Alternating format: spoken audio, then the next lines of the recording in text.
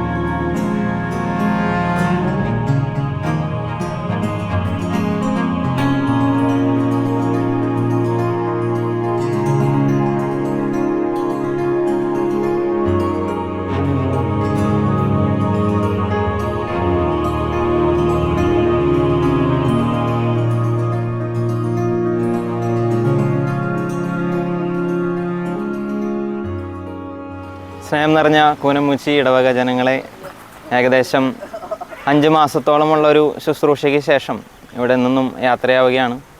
എന്നെ സംബന്ധിച്ചിടത്തോളം ഇത് ആദ്യത്തെ ഒരു അനുഭവമാണ്. ഇങ്ങനൊരു ഇടവകയിൽ വികാരിയച്ഛനോടും ഇടവക ജനത്തോടൊപ്പം ആയിരിക്കാനും ഇടവകയുടെ പ്രവർത്തനങ്ങളിലൊക്കെ ഇത്രയും നാൾ പങ്കാളികളാകാനുമൊക്കെയുള്ള ഒരവസരം ഈ ഇടവക എനിക്ക് നൽകി. പ്രത്യേക നന്ദിയോടുകൂടെ ഓർക്കുകയാണ്. വളരെ സന്തോഷകരമായ ഒരു അനുഭവമായിരുന്നു ഇവിടുത്തെ 5 മാസക്കാലവും. ഏറെ സന്തോഷം നൽകുന്ന നിമിഷങ്ങളായിരുന്നു. ഇടവകയുടെ ജൂബിലി ആയിരുന്നു.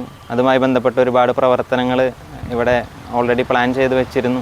അപ്പോൾ അതിൻ്റെയൊക്കെ ഭാഗമാകാനും അതിനോട് ചേർന്ന് പ്രവർത്തിക്കാനും ഒക്കെ സാധിച്ചു. ഒരുപാട് സന്തോഷത്തോടു കൂടെ ഓർക്കുകയാണ്. അതിൻ്റെ തുടർന്നങ്ങോട്ടുള്ള പൗരോഹിത്യ ജീവിതത്തിൽ ഒരുപാട് സഹായകരമാകുന്ന കാര്യങ്ങൾ ഇവിടെ നിന്നും എനിക്ക് കിട്ടിയെന്ന് ഞാൻ ഉറച്ചു വിശ്വസിക്കുകയാണ്. പ്രത്യേകിച്ച് അതിനെല്ലാവരും എൻ്റെ പരിശീലനത്തിന് വേണ്ടി നിങ്ങളുടെ ഓരോരുത്തരുടെ പക്കൽ നിന്നും അതിനാവശ്യമായിട്ടുള്ള കോൺട്രിബ്യൂഷൻസ് എനിക്ക് ലഭിച്ചിട്ടുണ്ട്. നിങ്ങൾ ഓരോരുത്തരുടെയും സ്നേഹം അനുഭവിക്കാൻ സാധിച്ചിട്ടുണ്ട്. നിങ്ങൾ ഓരോരുത്തരുടെയും പരിഗണനയും കരുതലും സൗഹൃദമൊക്കെ എനിക്ക് ലഭിച്ചിട്ടുണ്ട്. ഏറെ സന്തോഷത്തോടു കൂടിയാണ് ഇവിടെ നിന്നും പടിയിറങ്ങുന്നത്.